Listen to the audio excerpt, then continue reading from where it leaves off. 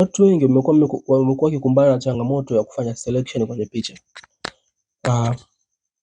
Picha unakuta mtu anafanya selection, picha inakuwa haipo clear, picha inakuwa inabaki na sehemu ambazo hazihitaji kuwepo kwenye picha anapofanya selection.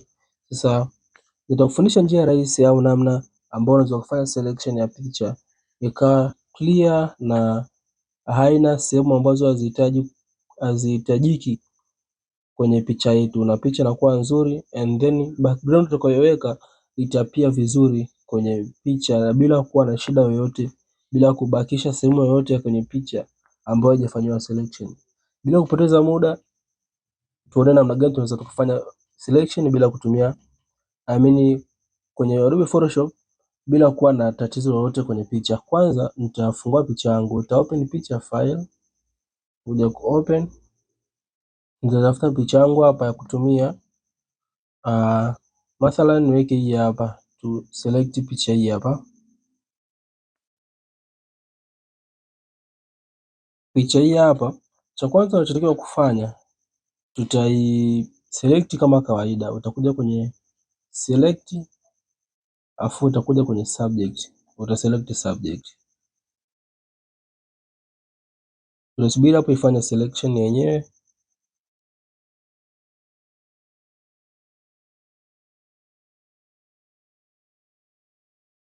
Watu wengi waga waishia hapa baada ya picha kuwa imefanya selection and then wana select a mask, lakini sio njia sahihi. Ukiselect a mask hautapata matokeo mazuri. Watu wengi waga wanafanya hivi, wana select mask, kitu ambacho sio kizuri, haikupi matokeo mazuri sana.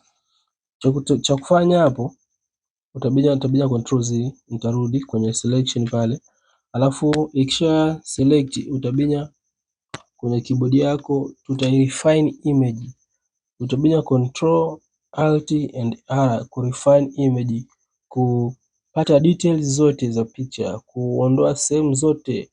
Mfano kama kwenye nywele waga ni changamoto kubwa sana, kwa tutabinya control alt and R kwenye keyboard, itakuja kama hivi.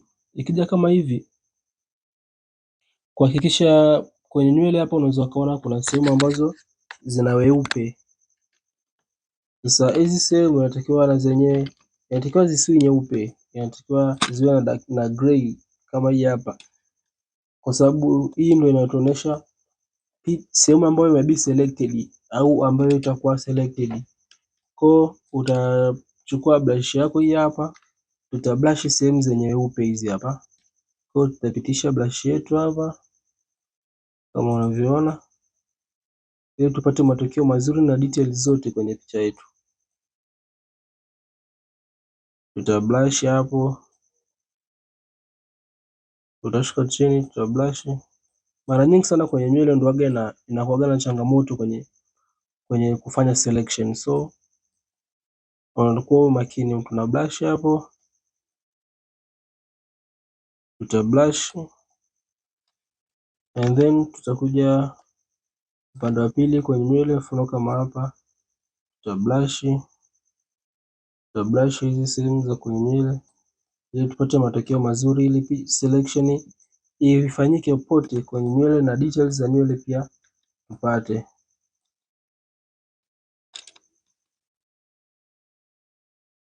Tuta brush pia hapa juu pembezoni pia humu tuta brush.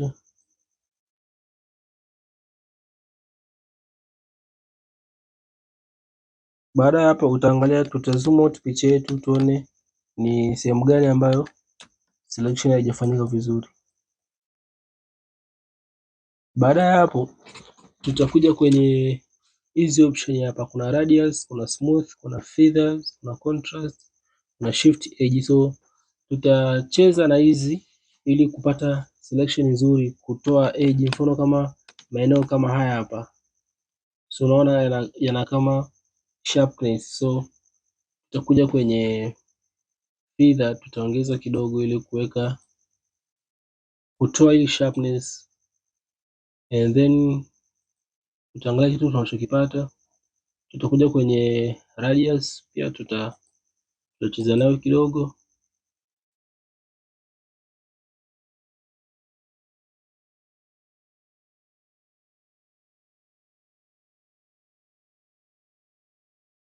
kupata matokeo mazuri ya picha yetu. Tutakuja kwenye smooth hapa, kwa tutacheza na hizi option kuhakikisha kwamba tunapata picha nzuri.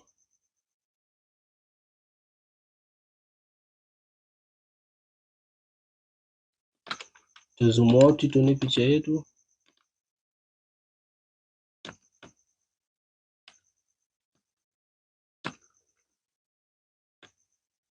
Unaona mabadiliko